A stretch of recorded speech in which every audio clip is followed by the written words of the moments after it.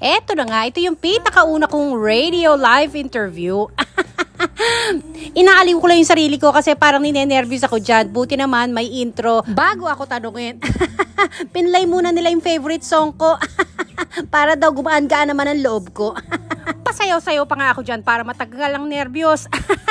Dati, nung nakikinig pa lang ako kay Joe Damango tsaka kay Papa Dan, gusto kong makapunta sa isang radio station.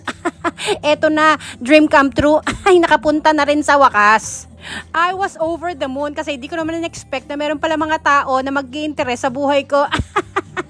Gusto nila daw malaman yung mga pinagagawa ko dito sa Australia at saka yung mga pinagawa ko naman sa Pilipinas bago ako mag-migrate dito. Ang sarap din pala maging vlogger. Ang dami mong nakikilalang tao, dami mong... Yun lang. Kahit papano nagiging proud na rin ako sa mga pinagagawa ko. Kahit saan ako magpunta, merong nag-hello sa akin. At nakaka-happy naman pag nagpapapicture sila sa akin. Feeling artista, ganon. Sabi tuloy ng anak ko, di na raw ako pwedeng umalis ng bahay namin unless bagong ligo ako at nagsuklay.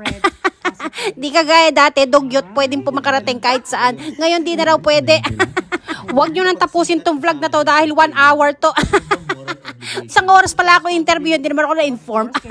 Gusto ko lang mag-thank you sa SBS Filipino, SBS Australia, kay Miss Claudette, Miss Annalyn at Papa Dan for giving me the opportunity to join this competition. Sino mang kalaban. Napakasarap din pala ng feeling na sineshare mo yung laman ng utak mo paminsan-minsan.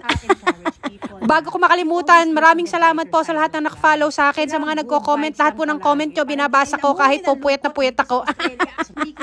Di man ako makareply, hinaheart ko naman lahat ng comment nyo. Ibig sabihin nun, nabasa ko. And I thank you.